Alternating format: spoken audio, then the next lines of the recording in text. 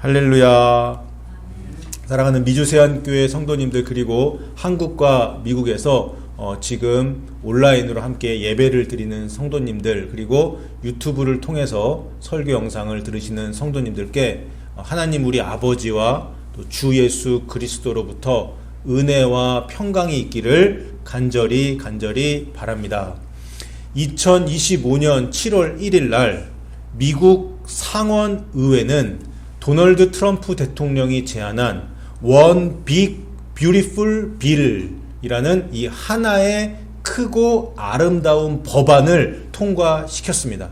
이 법안은 트럼프의 2017년 감세 정책을 영구화하는 그런 법안으로 복지 삭감, 또 군사 국경 강화, 친환경 세액공제 축소, 부채 한도 인상이라는 이런 정책을 주요 골자로 합니다.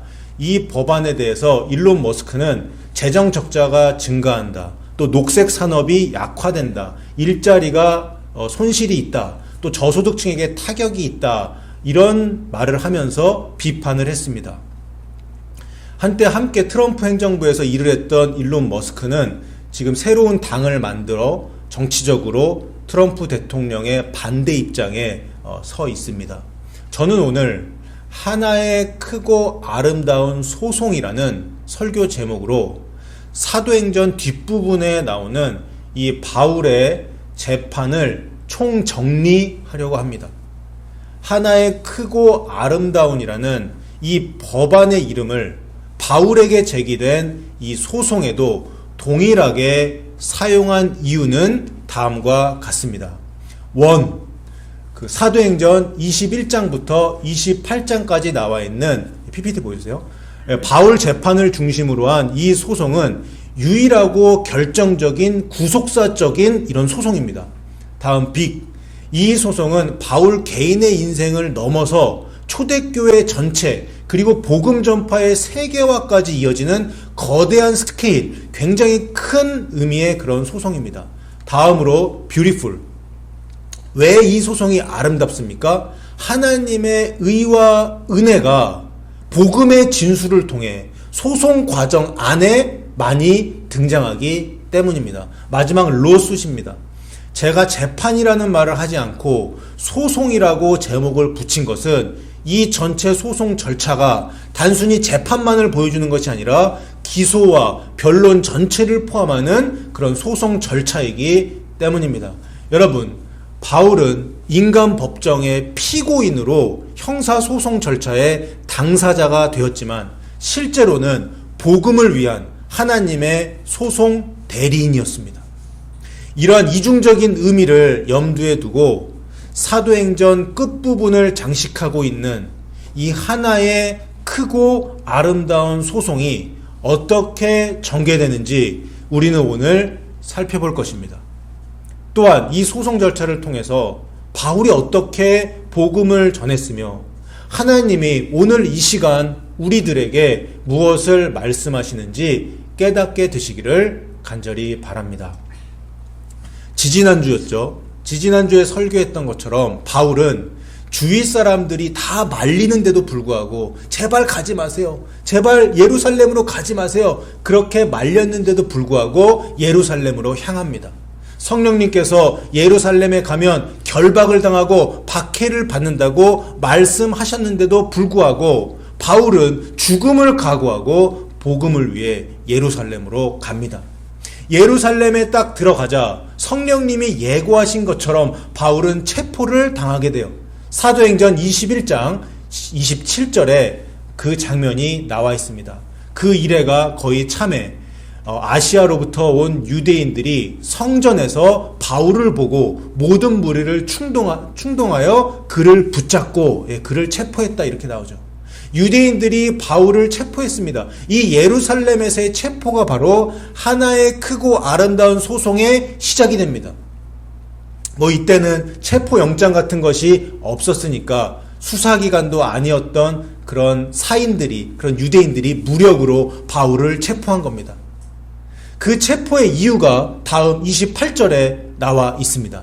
외치되 이스라엘 사람들아 도우라, 이 사람은 각처에서 우리 백성과 율법과 이것을 비방하여 모든 사람을 가르치는 그 자인데 또 헬라인을 데리고 성전에 들어가서 이 거룩한 곳을 더럽혔다 하니, 한마디로 바울의 죄가 뭐예요? 바울의 죄는 유대 민족이 신성시하는 그들의 율법과 또 제2성전 예루살렘 성전을 더럽힌 죄입니다. 유대인들은 그렇게 바울을 체포하고 그에게 폭력을 행사했습니다. 바울이 성전에서 폭행을 당하고 있을 때 로마 군대의 천부장이 그 폭행 현장을 발견하고 바울을 끌어냅니다. 바울을 안토니오 요세라고 하는 로마군 수비대 병영으로 데리고 갔습니다. 그리고 유대인들에게 맞다가 천부장에 의해 위기를 모면한 바울은 천부장에게 이런 부탁을 합니다. 지금 내가 성전으로 돌아가서 나를 폭행한 그 유대인들에게 내가 한마디만 해달라고 그렇게 부탁을 하게 됩니다. 천부장이 이 부탁을 허락하고 바울은 높은 곳에 올라서서 유대인들에게 히브리 말로 변호 연설을 하는데 그 내용이 사도행전 22장에 나와 있습니다. 이것을 현대 소송 절차로 빗대어 설명을 드리면 체포 구속된 사람이 피의자 신문 절차에서 진술을 하는 경우에 해당합니다.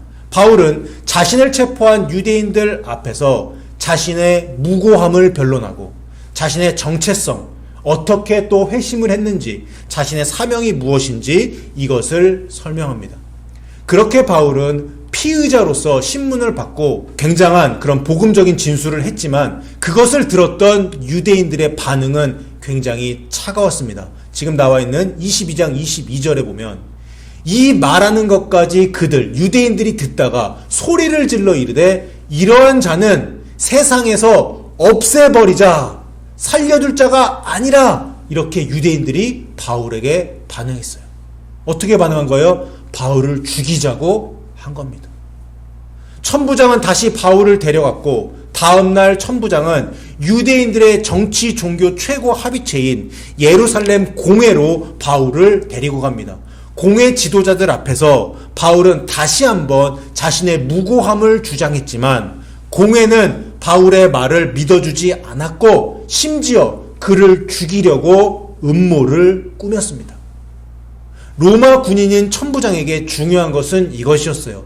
그때 당시에 같은 민족에게 매를 맞고 욕을 먹으며 죽음의 위협을 느꼈던 이 바울이 과연 로마법, 로마 형법에 위반된 사실이 있는지, 이것이 중요했습니다. 천부장에게는 이것이 굉장히 중요했어요. 그런데 천부장이 볼 때는 바울이 로마법을 어기지 않았어요. 로마 형벌을 받을 만한 그런 죄를 짓지 않았다고 천부장은 판단을 했습니다. 바울이 지금 이런 고난을 당하고 유대인들에게 미움을 받는 이유는, 또 죄인으로 취급받는 이유는 유대인들의 율법에 어긋나는 문제 때문이었다고 생각을 했습니다. 그래서 수사기관이었던 이 천부장은 바울을 재판기관인 총독 벨릭스에게 보냅니다. 로마 황제의 위임을 받아 유대인들을 통치하고 있는 총독 벨릭스가 있는 가이사랴라는 도시로 바울이 보내졌고, 가이사랴 법정에서 드디어 1심 재판이 열립니다. 이 내용이 사도행전 24장에 나와 있습니다. 1절에 보시면 닷새 후에 대제사장 아나니아가 어떤 장로들과 한 변호사 더둘로와 함께 내려와서 총독 앞에서 바울을 고발하니라, 이렇게 나오죠. 대제사장 아나니아, 장로들, 변호사 더둘로가 바울을 고발했습니다. 재판하면서요. 그 당시 수사기관과 재판기관이 분리되어 있지 않았어요. 그래서 재판관인 총독 벨릭스가 판사 역할과 동시에 검사 역할도 했습니다. 그래서 이 유대인들의 고발과 동시에 기소가 이루어진 것이고, 이 재판을 시작하면서 바울은 피의자 신분에서 피고인 신분으로 바뀐 겁니다. 신분이 이제 바뀌었어요. 검사를 대신해서 고발한 이 더둘로가 바울의 죄목을 하나씩 이야기하는데 5절부터 그 내용이 나옵니다. 우리가 보니 이 사람은, 바울은 전염병 같은 자라. 천하에 흩어진 유대인을 다 소용하게 하는 자요, 나사렛 이단의 우두머리다. 또 그가, 바울이 성전을 더럽게 하려 함으로 우리가 체포했다, 우리가 잡았다. 여러분 보세요. 이 기소 내용을 보면 바울이 로마법에 위반된 그런 죄는 없습니다. 대제사장들과 유대인들이 죄 없으신 예수님을 죽이려고 빌라도에게 고발했던 것처럼 똑같이 유대인들은 죄 없는 바울을 죽이기 위해 로마법 제도를 이용하려고 한 겁니다. 이 1심 재판 법정에서 재판관인 총독 벨릭스는 바울에게 변론할 기회를 줍니다. 바울은 벨릭스 앞에서 다음과 같이 복음의 핵심을 전하며 자신의 무고함을 주장합니다. 24장 14절입니다. 그러나 이것을 당신께 고백하리이다. 나는 그들이, 유대인들이 이단이라고 하는 도를 따라 조상의 하나님을 섬기고 율법과 선지자들의 글에 기록된 것을 다 믿으며, 15절에 그들이 기다리는 바 하나님께 대한 소망을 나도 가졌으니 곧 의인과 악인의 부활이 있으리라 함이니이다. 벨릭스가 이것을 딱 듣고 바울이 로마법을 위반한 사실이 없으면 무죄로 빨리 끝내줘야 되는데 벨릭스는 그렇게 하지 않았습니다. 소송을 질질 끌면서 2년을 보냅니다. 이 나쁜 사람, 이 나쁜 총독 벨릭스는 바울이 돈을 가지고 오기를 바랬어요. 돈을 가지고 오면 풀어주려고. 그런데 바울이 돈이 있습니까? 돈이 없죠. 그래서 그렇게 재판을 질질 끌다가 2년이 지났을 때 총독이 바뀌어버립니다. 로마 황제가 총독들을 임명했는데 벨릭스 후임으로 베스도라는 사람이 유대 총독으로 부임하게 됩니다. 유대 총독이 된 베스도가 부임을 하고 나서 예루살렘을 방문을 해요. 예루살렘을 딱 방문했는데 그때 대제사장들과 유대인들이 또 바울을 고소했습니다.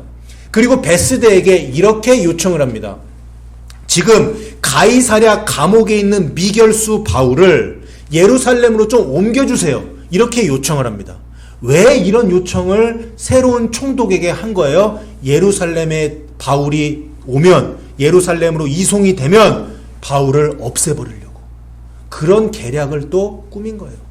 베스도는 유대인들의 이 청을 거절하고 가이사랴 총독 관저로 가서 약 2년 동안 연기되었던 이 바울의 1심 재판을 다시 열었습니다. 다시 한번 유대인들이 재판정에 나와서 같은 이유로 바울을 고발했습니다. 그런데 이번에도 로마법에 저촉된 그 증거를 대지 못했습니다.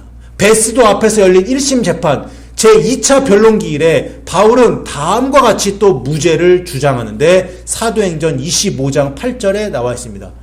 바울이 변명하여 이르되 유대인들의 율법이나 성전이나 가이사에게, 황제에게 내가 도무지 죄를 범하지 아니하였노라. 그리고 바울은 거기서 로마 황제에게 상소를 합니다.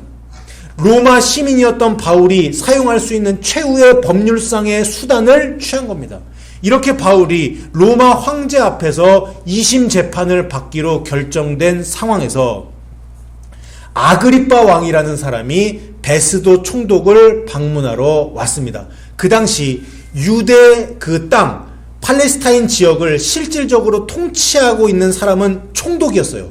그리고 이 아그리빠 왕은 로마 황제의 허가를 받아서 유대 지역의 성전과 제사장들만 그렇게 관리를 하고 그들에게만 권한을 가진 상징적인 유대인들의 왕이었습니다.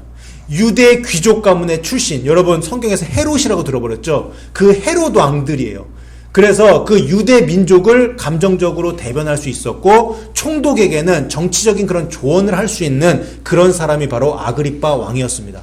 아그리빠 왕이 베스도 총독을 방문하자 베스도 총독이 아그리빠에게 바울을 한번 만나보라고 그런 권유를 합니다. 그렇게 바울이 아그리빠 왕, 그 유대인의 왕 앞에서 다시 한번 변론한 내용이 바로 사도행전 26장에 나오는데 거기서 나온 그 바울의 핵심적인 내용이 오늘 설교 본문이 되었습니다. 이 변론은 1심 재판에 속해 있는 것이 아니라 청문회 성격을 갖는 거예요. 재판 외에서 그런 청문회, 아그리빠 왕이 바울의 말을 한번 들어보는 그런 절차였습니다. 바울은 26장에서 아그리빠 왕 앞에서 자신의 인생에 대해서 이야기를 하고 복음 증거하며 최종적으로 27절에서 이렇게 말합니다. 아그리빠 왕이여, 선지자를 믿으시나이까?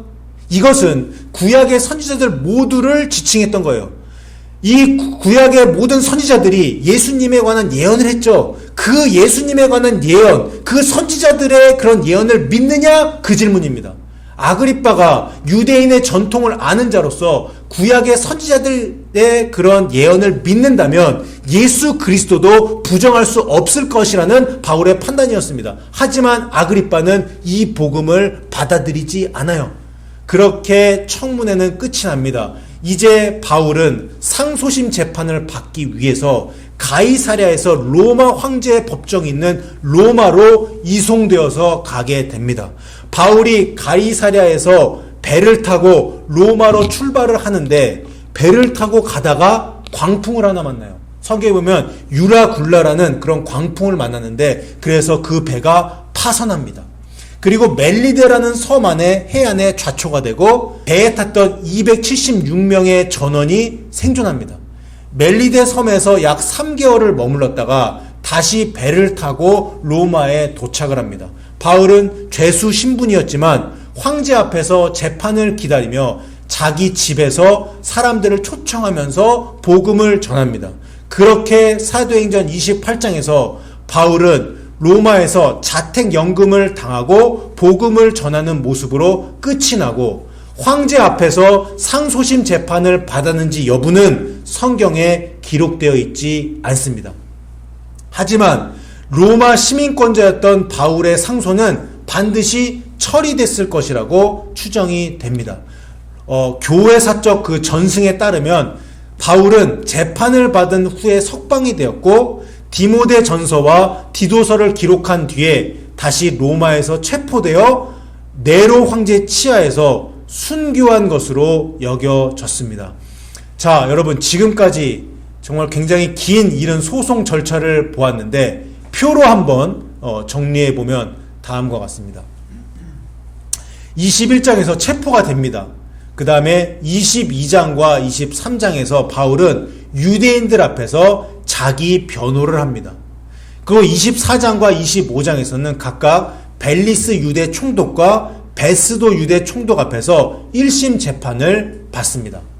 26장에서는 아그리빠 왕 앞에서 재판 외 절차로 청문회를 갖게 되고 27장과 28장에서는 상급법원인 황제에게 재판을 받기 위해 로마로 이송되어 자택연금을 당하고 상급심 재판을 기다리는 와중에 사도행전은 끝이 나게 됩니다. 사랑하는 여러분, 우리의 인생도 하나님 앞에서 하나의 크고 아름다운 소송입니다. 그 이유는 첫째, 하나님은 우리의 인생의 모든 억울한 일도 복음의 무대로 바꿔주시기 때문이에요. 여러분, 지금까지 보셨듯이 바울은 죄가 없었지만 죄수처럼 재판을 받았습니다. 그러나 그의 재판정은 곧 복음의 강단이었어요. 우리도 살다 보면 억울함, 불이익, 막힌 일을 만날 수 있습니다. 그러나 그 순간을 통해 하나님은 누군가에게 복음을 전하고 하나님의 나라를 확장하시는 그 도구로 사용을 하십니다. 억울한 재판은 끝이 아니라 복음의 시작일 수 있습니다. 사자성어에 이런 말이 있죠. 전화위복. 화를 바꾸어 복으로 만든다. 저도 사실 전화위복을 경험했습니다. 정말 이제 안 될 것 같았는데, 정말 완전히 저 망했는데 하나님께서 그 화를 바꾸어서 복으로 만들어 주셨어요. 로마서 8장 28절의 말씀, 우리가 알거니와 하나님을 사랑하는 자 곧 그의 뜻대로 부르심을 입은 자들에게는 모든 것이 합력하여 선을 이루느니라. 이 말씀이 여러분들의 삶 가운데 그대로 이루어져서 여러분의 삶 가운데도 하나의 크고 아름다운 사건이 임하기를 주님의 이름으로 축원합니다. 둘째, 우리의 인생이 하나의 크고 아름다운 소송인 이유는 복음은 변론이 아니라 증언이기 때문입니다. 바울은 법률적으로 무죄를 주장했고 그 수준을 넘어서 자신의 회심, 예수 그리스도에 대한 복음을 법정에서 담대히 증언하였습니다. 그는 자신을 변호하다가 복음을 선포했습니다. 우리도 억울함을 해명하는 데 머물지 않고 그 자리에서 복음을 증언하는 증인으로 부르심을 받았어요. 예수님이 부활하신 후에 제자들에게 나타나서 이렇게 말씀하셨습니다. 누가복음 24장 47절에 또 그의 이름으로 죄사함을 받게 하는 회개가 예루살렘에서 시작하여 모든 족속에게 전파될 것이 기록되었으니 48절에 너희는 이 모든 일의 증인이라. 또한 사도행전 1장 8절 사도행전 전체 주제를 요약하는 아주 중요한 말씀에 보면 오직 성령이 너희에게 임하시면 너희가 권능을 받고 예루살렘과 온 유대와 사마리아와 땅끝까지 이르러 내 증인이 되리라. 누가복음과 사도행전에서 누가는 우리의 정체성을 이야기해 줍니다. 너희는 예수님의 증인이다. 여러분들 모두 예수님이 나의 구세주와 왕이시고 예수님만이 그리스도이심을 고백하고 증언하는 예수님의 증인이 되어야 할 줄로 믿습니다. 마지막 셋째, 우리 인생은 하나님의 성취된 예언이 되어야 하기 때문에 우리의 인생은 하나의 크고 아름다운 소송이에요. 바울은 단순히 고난을 당한 것이 아닙니다. 그는 임금들 앞에서 복음을 전하리라라는 이 사도행전 9장 15절의 말씀의 예언을 그의 삶을 통해 이루는 중이었어요. 우리도 마찬가지입니다. 지금의 고난이, 지금의 어려움이, 지금의 아픔이 하나님의 예언 성취를 위한 그런 과정일 수 있습니다. 그렇다면 우리는 믿음으로 이렇게 선언해야 됩니다. 하나님, 이 고난이 하나님의 뜻이라면 저는 순종하겠습니다. 주님, 내 인생이 주님의 계획 안에 있다면 저는 그 뜻을 이루기 원합니다. 사람이 아무리 자기의 길을 계획할지라도 그 길을 인도하시는 분은 하나님이심을 고백하며 성경의 예언들이 또한 여러분 각자에게 주어진 예언들이 그렇게 이루어질 것을 믿고 살아가시는 여러분 되시기를 간절히 소망합니다. 사랑하는 성도 여러분, 바울의 재판은 억울한 고난의 연속이었지만 그 모든 과정이 하나님 나라 확장을 위한 하나님의 법정 드라마였습니다. 여러분의 인생이 지금 억울하고 고단하다면 하나님께서 지금 여러분의 삶을 통해 하나의 크고 아름다운 소송을 쓰고 계신 거예요. 그분의 대리인으로서, 그분의 대사로서, 그분의 증인으로서 복음을 위해 오늘도 정직하게 담대하게 순종하며 살아가시기를 바랍니다. 성령님이 여러분의 변호사가 되어질 줄로 저는 믿습니다. 사도행전 21장부터 28장에 나오는 하나의 크고 아름다운 소송의 내용을 여러분들 마음판에 새기시고 바울처럼 예수님의 증인으로 평생 살아가시는 저 여러분 되시기를 주님의 이름으로 축원합니다. 온 세상 위하여 나 복음 전하리 만 백성 모두 나와서 주 말씀 들으라. 죄 중에 빠져서 헤매는 자들아, 주님의 음성 듣고서 너 구원받으라.